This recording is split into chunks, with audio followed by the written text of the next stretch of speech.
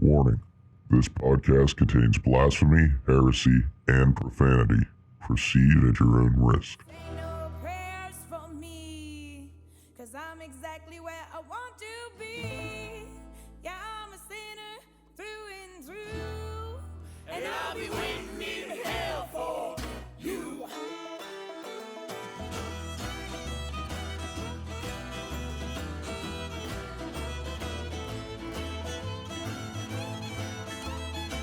Welcome to the Skeptical Satanists. I'm your host, Slew. It's been a little while. Tried to make a recording on the Charlie Kirk thing about 3-4 different times now. And every time I end up sidetracked, because my brain goes 6 different directions with this. I guess it's because there's kind of so much to this. There's the Christian nationalism thing. There's white supremacy along with that. There's the Charlie Kirk supposed debates that he had that weren't really so much debates as just trying to convince kids of, he slowly was trying to normalize bigotry in this country. There's the different Trump cults, factions, the Groypers, I guess, and then you've got things being thrown around like political violence. So I went through and I had several news articles and things. I did a kind of deep dive and started bringing up different articles detailing out basically fascism and things that Trump and his administration have been implementing. But it gets real depressing because when all of this happened, I've lost friends over this. People on the left is it's been splintering. This was expected after Trump had kind of splintered the Republican Party. It was sure to happen to the Democrat Party because they have been pandering to the right for so long and riding the fence on a lot of real important issues that involve people's basic human rights being violated. And they kind of just shrug their shoulders every election and are like, well, you aren't getting violated as much now. We passed this one legislation over here that'll be reversed as soon as the Republicans get back into office, and we won't do anything about it then, and we'll complain and say that you guys need to vote for us more. And that seems to be the game that's been played for quite a while. And I've been thinking about all of this, and I could quote Trump and Musk and Cash Patel and all of these just white supremacist mouthpieces, Charlie Kirk, and the more that I've kind of been digesting all of this and breaking things down for myself, it isn't just the fact of the Charlie Kirks out there. It is how easily someone like that, how their death, I don't even know if it's the death itself, it's just how easily these things go unnoticed for a good while. You'll have friends, you'll have family, you'll have people in your lives that are claiming to be supportive of minorities and of diversity, inclusivity, and all of these things, these nice little corporate words that get thrown out there, which, DEI isn't anything bad or scary in itself, and it isn't what the right makes it out to be. But at the same time, you've got a capitalist system that's only looking to squeeze as much money out of the working class as they can, and it becomes another way of just duping people. Look at us, we've got our little rainbows up and for the month, and we're so supportive, and then their money gets dumped into things that's not ever really contributing or helping the LGBTQ community as a whole the rest of the year. You expect that shit out of corporations, of course, it's just for the money. But then you've got another group of people that kind of bootlick those people, and anything to keep their job, and even if it means their neighbor or their friend or their family member that's part of these minorities that's getting attacked, even if it means that they're unsafe, there's no unity, there's no sticking together with the rest of the working class with these things. There's no sticking with the minorities, because let's face it, whenever the rich are attacking minorities, they are doing that as a kind of stepping stone to keep attacking the rest of the working class and keep them. They're looking for the next best thing to slave labor. That's plain and simple. It's been happening in this country since its existence. When you have something built on how much profit can you make, of course it's going to start affecting the people doing the actual work. It's just that minorities are the easier target because there's less of them. So they can make this small group out to be scary, and it can cross the aisles of the right and I mean, they aren't even really left. I don't consider a lot of Democrats to be that left-leaning. They're more of a centrist right. And you know, when this Charlie Kirk thing happened, I expected a bunch of dipshits from the right that had no critical thinking skills to just start taking up this podcaster slash manipulator posing as a debater at college campuses. I kind of expected all of that shit. I didn't think his name would explode that much. Like, I saw his death and I'm like, oh, okay, he died, he got killed, whatever. Yay, he was a horrible person. He said horrible things. He helped promote violence and bigotry and hate. He tried to normalize those things daily. Then but I saw all of these people that were claiming to be on the left or claiming to be left-leaning, or their ideals lined up that way. They seemed very accepting of the LGBTQ community. They were on board with these things. They had family and friends in these groups. They were, at least on surface level, they seemed to be supportive. And those people, and it never hit me, but the centrists, the yoga hippies that I call them, the kind of non-critical thinking person that's sways this way and that way, and we've got to be acceptive of this person and that group and this people and that. Yeah, well, you don't have to be acceptive or loving or caring towards a person or a group of people that's looking to not accept other people. We've got this idea that, oh, well, it's going to take everyone together to be able to do this or that, so we've just got to accept a little bit of bigotry in order to get to here or there. Or, oh, well, we've got to accept that not everyone's at the same place in life. And sure, that's true, that people are at different places in their lives. I was a shitty person, grew up in a bigoted atmosphere and stuff. That doesn't mean that the people being oppressed by this language, by the people that are pushing for legislation to be passed that's going to kill people off that are in these minority groups, it doesn't mean that those things should be accepted then. There was a lot of things I used to say that shouldn't have been accepted by people. If I were to say them, they should have been trying to shut me up and just trying to, I don't know, there's no obligation for a minority to explain themselves or try to educate the people not in those groups. At the same time, I've found that if you go into a group on Discord or Facebook or wherever, and Discord was a little bit better, but if you go in and find a group of people that has trans people or minorities of any sort in it, and you start asking questions, usually they're very receptive, and as long as you aren't being a dick, they'll answer questions and educate you.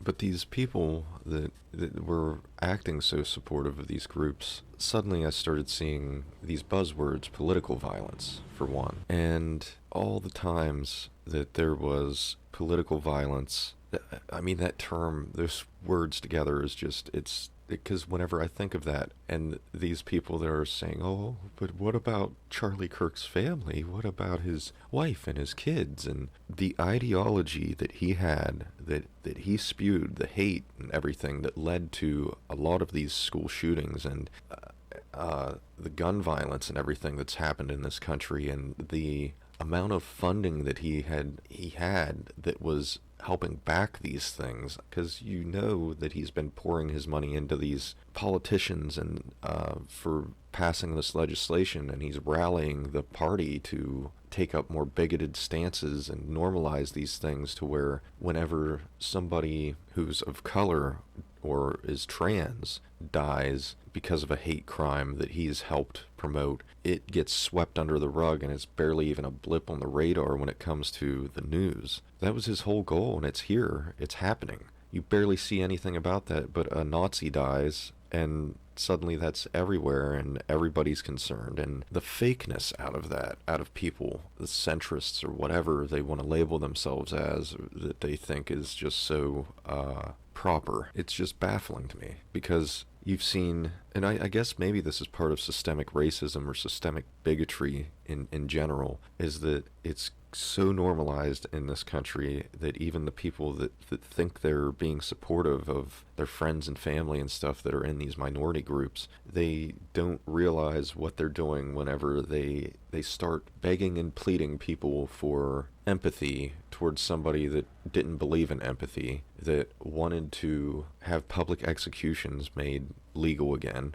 This thing, like, it's crazy. Immediately people started going towards the family thing and the okay, what about Trayvon Martin? What about all of these different black people that died because of this violence and these school shootings? What about their families? What about their friends? What about their moms and dads? What about they had families too, but that was political violence too. Like, everything's politics and political. Like, when we support funding Israel for decades and decades and decades, and when you look at the numbers and everything with this Gaza situation and how Palestinians have been just slaughtered for decades, and the U.S. has aided them and helped in so many different ways. They've helped fund nuclear capabilities for Israel. They helped fund the Iron Dome for Israel that's like way overkill for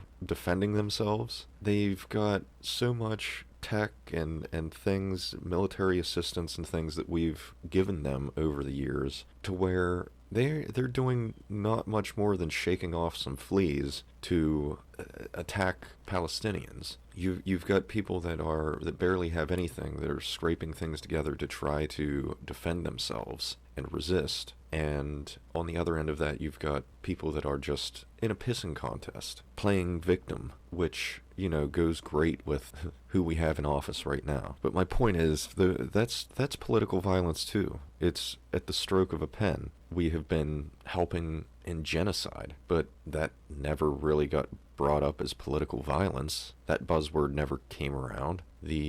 All of the shootings I mentioned, the people that have died over the years that were black or trans or any kind of minority, that never got mentioned as political violence. A few years ago, I started writing down notes for something, a podcast or channel episode that was going to be offending your offenders, and why there's nothing wrong with that. And I never made it to that point of, it's been up and down my life, and there's been a lot of things going on, and then people come and go, and, you know, life goes on and changes a person, and it's hard to get a co-host to stick around for those things. It's hard to stay on the same page with the person, and it's hard to keep up with news whenever it's going by so fast, especially when the Trump administration's around. It's pretty tough to keep up with all of the craziness going on in the news constantly. So it's been sporadic with my mental health and everything. It's been pretty sporadic trying to get any content made or uploaded for a while. When first started this podcast, it was with a friend from the satanic community, and I still don't know what exactly happened with him. It was a strange combination. I was very left-leaning whenever we had first started, and only became more left-leaning during the initial process, and they got very picky about editing and things. They didn't want me to learn the editing process. They didn't want me to help with editing any of our content, and it was all things I could do. There was a little bit of a learning curve there, and they were very impatient with all of that. So that was one issue that came up, and then there was just the direction of things. He was very much wanting to be the more centrist, and he was right-leaning at times, and I was just not on that page, and I thought we were going to be more of a thing where it was a discussion or conversation between atheists or Satanists on different topics. Some discourse, sure, but not anything major. And I mean, he had a trans friend do the artwork and stuff for us, and that was all cool. Well, come to find out, his trans friend was conservative leaning, which was odd. But honestly, most of the issues that we had weren't, like, things didn't get overly heated about any topics politically. It was more or less over the editing things, and him wanting to do all of the editing himself, or wanting to do a million takes for something that's, honestly, come on. We aren't getting a million views or anything with this sort of thing. I didn't ever see or foresee us becoming bread tube people, but maybe that was his vision with things. Not sure what he's up to now, but it was nice that I'd kind of gotten a start on these things and got pointed in a direction with equipment and things to get for all of this, and editing software and all of those things, and all of that stuff was good. But I think, like, the Charlie Kirk thing would have broken us anyway. And I'm realizing that more and more.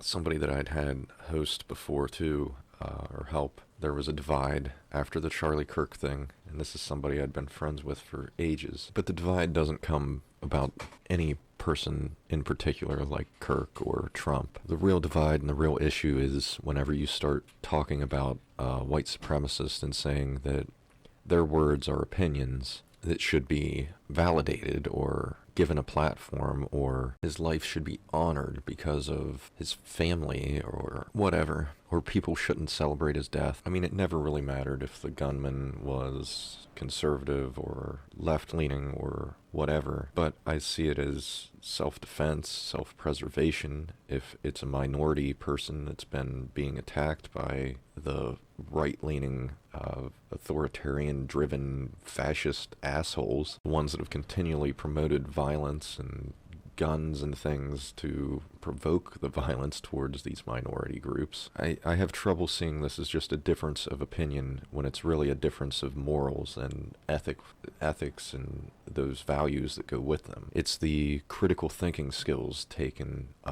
in these case-by-case circumstances, or this gray area, or what should be gray area between the black and white. Because on surface level, sure, nobody should be killed, nobody should be murdered, nobody should be assassinated. And then there's all the caveats to that, right? Because most people would say, well, Hitler deserved to be murdered, the Nazis deserve to be murdered and assassinated, and everything for the greater good. And then I suppose you could get down to the level of, well, what distinguishes these things, because we wouldn't want a witch hunt scenario. But I think the major thing would be whenever you start mimicking the exact same things that we've seen from the past with Nazis. Whenever you have people that are giving Sig Heils and passing it off as an autistic trait. When you have rallies every year, even when it's not election season, and you are pandering to white supremacists, and getting those groups of people to do things like go to the state capitol and attempt to take it over and,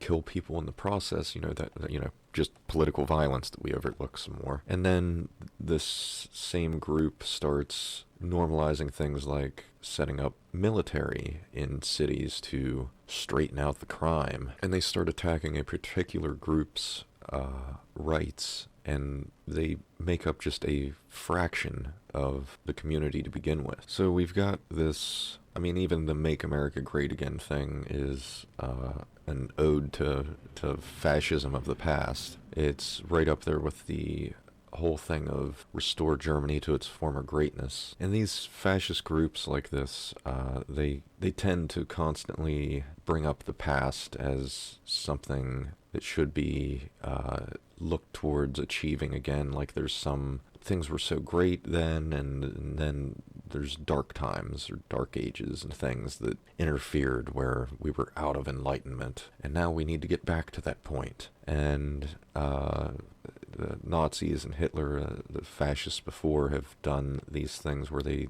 look towards, they steal cultures, they steal religious things, and they implement them to manipulate the people and to normalize terrible things that shouldn't be normalized. They did this with it's fairly easy to do with the Christian religion because it's already authoritarian based as well, so it's not that far-fetched. And I mean, that's why Trump's fan base that he's went after has been primarily Christians.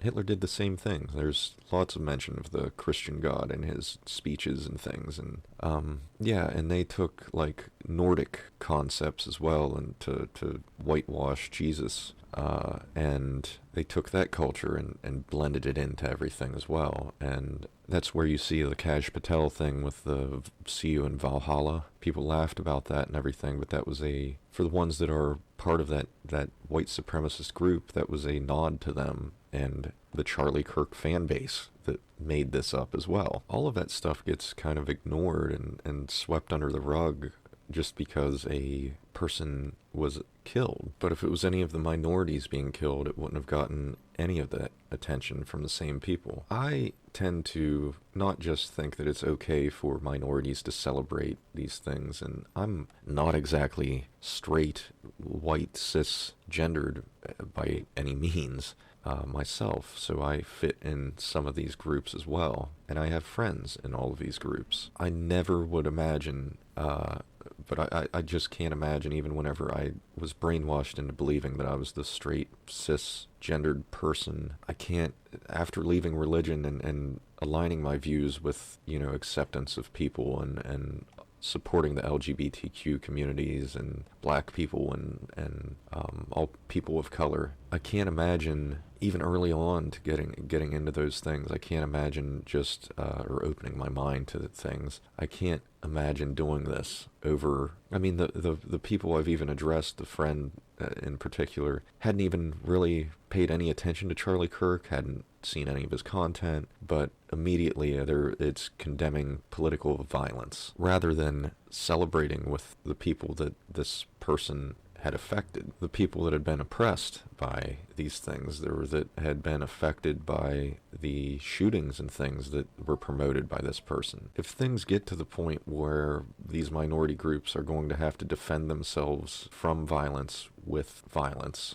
which there's a good chance is going to end up happening, then the people that are getting queasy right now over just the infighting of these white supremacy groups and the outcome of that, which is what happened with Charlie Kirk, they're going to be very cowardice whenever it comes to the rest of the shit that's about to come, because Trump hasn't even been in office a full year yet, and already this shit's happening. The divide is getting worse, and they are passing more and more legislation to bully minorities in this country, and eventually, they are attacking and whittling away at the working class. And this goes into, see, now this is where I get off track some more, and I'll try to bring it back around quickly. But the working class, I usually refer to that term rather than middle class, because there's this vast difference in the middle class. There's this weird, because of the capitalist system that we have, it's this constant idea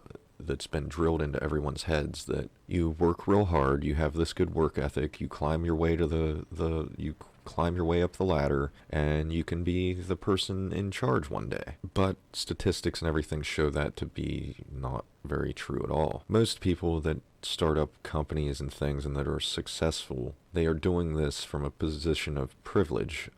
They have been born into wealth, or at least they've been born into a family that has enough wealth to be able to take care of themselves and then pass along something or help their kids do these things. So they might give them startup money for their business, or they might send them to college and pay for their college, or they might give them a car or whatever. Like any of those little things that happen, that's kind of a leg up on what a lot of other people have. So you don't have to be born into vast amounts of wealth or anything to have privilege. Privilege can be as simple as having family around that's buying things on holidays for you that otherwise you might not be able to afford to get on your own. Or it's having family that will stop by and do your laundry for you, or do the dishes, or help with your house, or help with repairs around the house, or repairs on your car. It can be simple little things, it can be big things, there's a vast amount of things in between there. But the issue with the middle class is when you label the middle class and you start looking into that label and you try to figure out, well, what is this? What is this class? What wages? And it fluctuates. The term has been used to mean anything from, last time I checked, it was anything from like $20,000 a year up to $500,000 a year, which is a very, that gets used then as a very blanketed term that means almost nothing at all. I grew up in the lower middle class when we talk about those things. Lower to middle class, and it wasn't ever anything more than that, and we didn't have much. We scraped by. But my point is, like, what do I have in common with somebody that grew up in a family that was the $500,000 a year family? It's hard to connect with people like that. They don't understand the struggles and things. They get homelessness to a certain degree. They understand they don't want homeless people,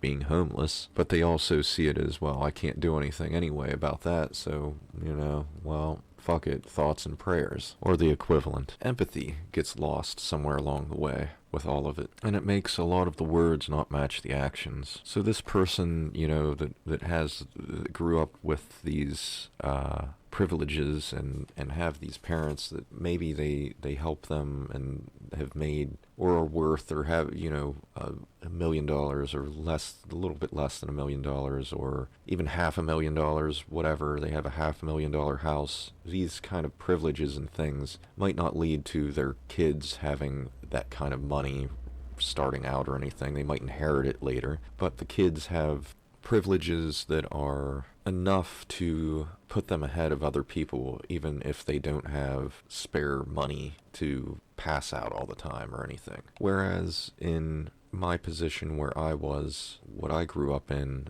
the more important thing than just money is showing up for a person, helping them when they're struggling. When you see them struggling, it's dire for them to get assistance, to get help in some form physically. But there's this weird selfishness there with people that are in those classes that are just slightly above or higher than that. It's like they don't understand that help should be going both ways, that people should be helping each other out in this communal way constantly whenever they see struggles. And when I use the term liberal, that's usually who I'm talking about, is the upper middle class, if we want to label it as that.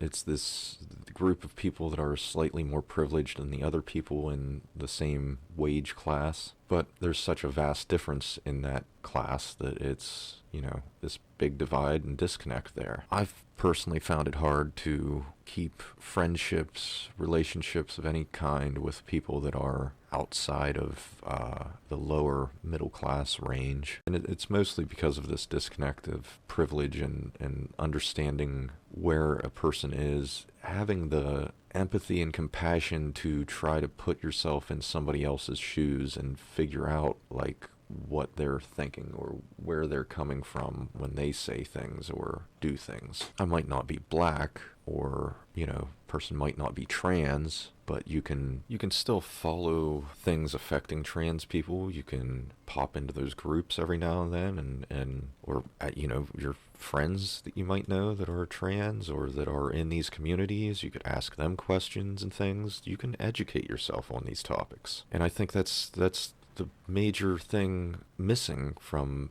the empathy or the words being used by people that are outside of these groups. That they don't try to understand to that degree. It's too much. Oh, well, they have lives of their own. It's this selfish mentality of, well, I got mine, so, sorry about your luck. Sorry you didn't get the birth lottery and get born into these privileges I have. And I mean, there's tons of things that go along with this type of privilege of being born into a different wage class and things. There's less mental health issues that involved.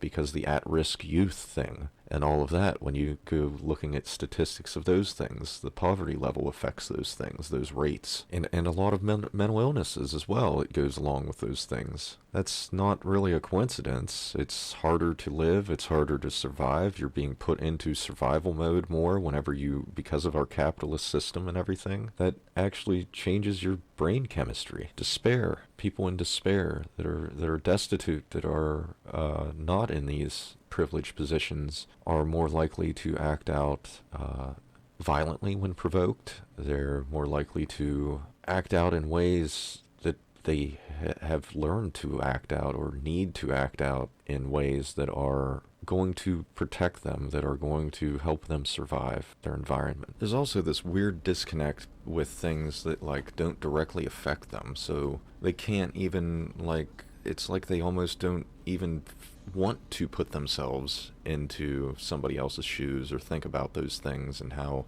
they're oppressed or what they're oppressed by or how this is happening. There's not that thought process going on. Like the whole thing with the illegals, or supposed illegals, the thing with ICE and all of this shit that's going on, and this sudden big crackdown of sorts. It's easy for these people to just overlook it. It's just normal. Even with things like Guantanamo Bay being used, torture prisons and things that these people are being sent to, even with knowing that people are being swept into these categories that aren't even actually here illegally, even with the idea of, borders being just fictional things that we've made up. None of that really, it doesn't really matter to them. I don't know. There's this mental block with all of it. For whatever reason, that's not seen as political violence. I guess because the person doing it's rich and doesn't have to get their own hands dirty. And maybe that's seen as a virtue, I guess, in the way that they were raised. That, you're proper when you don't get your hands dirty doing things. You can get people to do that for you and just blame them whenever things go wrong. I don't know. Whatever that mentality is, it's crazy, and it seems to be supported by our capitalist structure. The whole work family thing and working yourself to death, basically, and abandoning your kids in order to work more, to make more for somebody else that's richer than you, for the idea that maybe you might be able to be in that position someday. But I think I'll go over the corporate competition thing and just this competing for wages thing later in another episode. Maybe I'll work on it on my next one. But I think I'll wrap things up there. And hopefully you guys tune in for the next one. The music is by Bridge City Sinners, through and through. You can find them on Spotify at bridgecitysinners.com and YouTube and just about everywhere else you can find musical content. Keep up to date with The Skeptical Satanist on our YouTube channel and our Facebook page. Like, subscribe, and share our content. And if you have the funds and the ability to do so, please donate to our Cashapp or PayPal.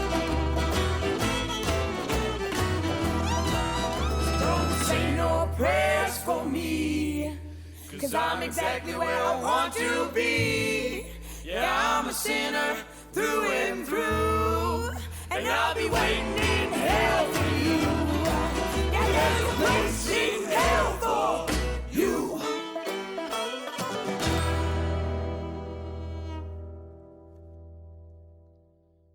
Hail Satan, and hail yourselves.